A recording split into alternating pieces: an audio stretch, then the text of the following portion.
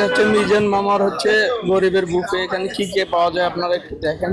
এখানে হচ্ছে এই যে গরুর মাংস, পাশে হচ্ছে মুরগি, তারপর হচ্ছে ডিম, আরো অন্যান্য আইটেম গুলো রয়েছে। অল্প দামে আসলে খুব সুন্দর একটা বুফে। অনেক লোকজন হয় এবং লোকজন আসে, দূর দূরান্ত থেকে লোকজন আসে, অনেকে গাড়ি নিয়ে খাইতে আসে, অনেকে সুন্দর অনেক দূর দূর থেকে মোট কথা লোক আসে। তো অলরেডি এই যে মিজান মামা কিন্তু ভাইরাল, আপনারা জানেন যে লোকজন খাওয়া দাওয়া করতেছে।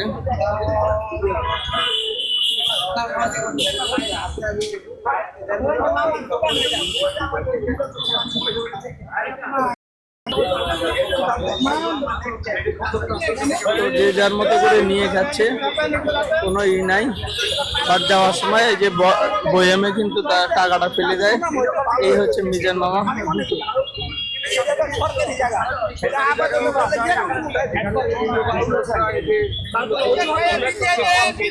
খাওয়া দাওয়া করছে এবং খাওয়া দাওয়ার পরে কিন্তু টাকা জমা দিয়ে দিচ্ছে।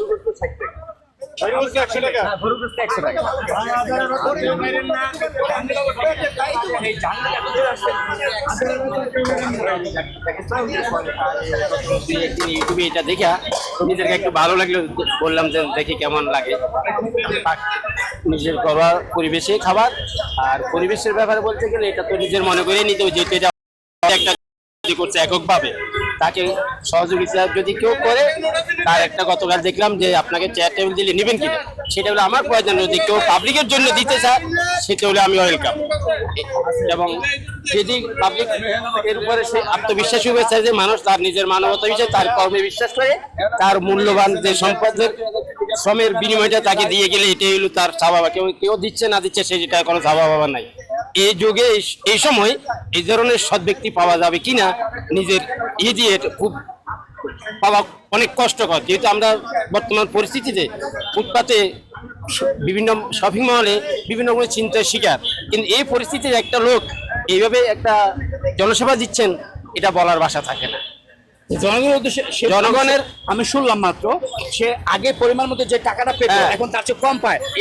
এতে আমরা ওকে ঠকাচ্ছি না, যদি একজন নিরবিক্তি, আমি আমার নিজেকে ঠকাচ্ছি, আমার নিজের নীতিকে আমি নিজে ঠকাচ্ছি। ওই তার 100 টাকা 50 টাকা দিয়া, যেহেতু আমার উপর সে একটা আনামত ছেড়ে দিচ্ছে। আল্লাহ রাব্বুল আলামিন বলেছেন বন্দার হক কখনো মাপ দিবেন না। আমি আমার নীতিগতভাবে মানসিক স্থির করে তাকে যে ঠকাই, সেটা আমি আমাকে ঠকাইছি, আমি মিজানকে ঠকাই নাই। আমার নামও মিজান, আমার দোকানদারের নামও মিজান। অনেক ভালো লাগলো, শুনতেই পেলেন যে জনগণ তাকে কতটা ভালোবাসে। যদি জনগণ তাকে ঠকায়, তাহলে নিজেকে ঠকাইবো, তারে ঠকাইলো না। সে একটি উদ্যোগ নিচ্ছে, সে গতকাল বললো যে আমার সে তার স্ত্রীকেও নিয়ে এসেছিলেন। তো এই যে লয়ে লয়ে খান বুফে, এখানে কিন্তু যে যার মতো লয়ে লয়ে খাচ্ছে এবং শেষে কিন্তু বয়মে টাকা দিয়ে তারপরে যাচ্ছে। আসলে এত কম দামে ঢাকা শহরে এগুলা খাবার দাবার পাওয়াটা খুবই টাফ। বাট মিজান মামা কিন্তু উনি দিয়ে যাচ্ছে এবং অক্লান্ত পরিশ্রম, ওয়ান ম্যান আর্মি, একা সব কিছু সামলায় এবং অলরেডি এটা ভাইরাল হয়ে গেছে, আপনারা জানেন। তো এটা হচ্ছে আপনার আগারগাঁয়ে বাস স্ট্যান্ডের ঠিক অপোজিট সাইডে, পিলার নাম্বার কত, এটা 336 নাম্বার পিলারে আসলে কিন্তু আগারগাঁও 336 নাম্বার পিলারে আসলে আপনারা দেখতে পারবেন। চলো হচ্ছে হালিম ফাউন্ডেশন মডেল হাই স্কুলের বিপরীত পাশে।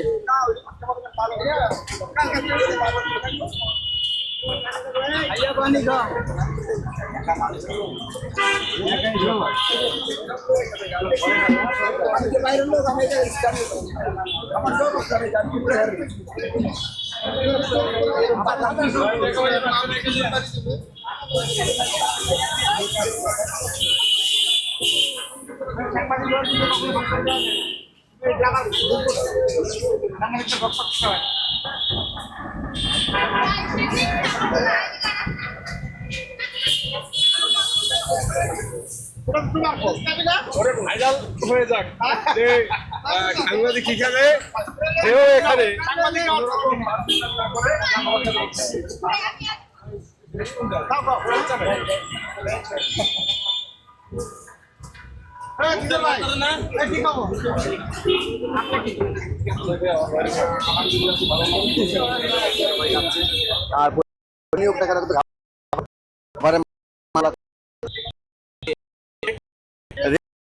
যেটা সামথিং হালকা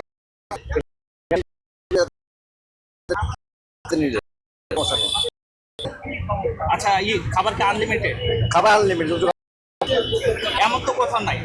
না এমন কোথাও পাবেন না, ঢাকা সিটিতে খুঁজে। আমি যেহেতু ঢাকার ছেলে, বিভিন্ন জায়গায় যাই, বিভিন্ন জায়গায় ঘুরি বসে খাই, কিন্তু আজকে আমার ফার্স্ট এই ফুটপাতে খাওয়া আমার লাইফের। খাবারের স্বাদ কেমন? আলহামদুলিল্লাহ অনেক ভালো, সবকিছু একদম ভালো, লবণ টবণ সব ঠিক আছে। এর আগে কি এখানে খেতে এসেছেন না? আজকে ফার্স্ট আমি আসছি, আমি গাড়ি রেখে আসছি এখানে, তো ভাবছি যে এখানে এত মানুষ আর দেখা যাচ্ছে ইউটিউবে এত ভাইরাল উনি, তো যাই খেয়ে আসি দেখি কেমন লাগে। আলহামদুলিল্লাহ ভালো লাগছে। আমি নিকুঞ্জ দূর উত্তরা থেকে। সময় হয় চলো, সবাইকে নিয়ে আসবো, সবাইকে আমার তরফ থেকে টিপ দেবে এখানে। ওকে, ভালো থাকবে। ভাই একটু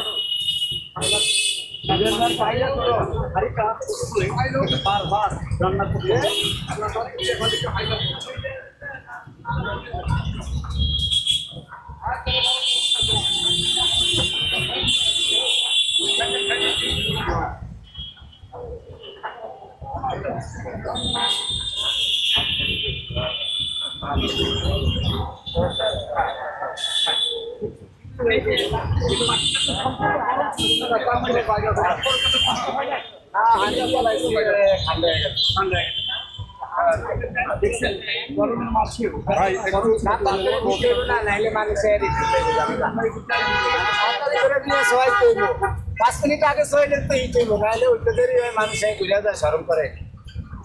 আরো মিডিয়া জানে, আরো ঝামেলা, বেশি মানুষ আইয়ে। তাহলে আপনি মানুষের জন্যই করছেন, যতই গরম হোক ভাই গরম হোক ভাই একটু আমি ছুটে দেওয়ার পাবো না, একটু যদি মনটা করা যায়।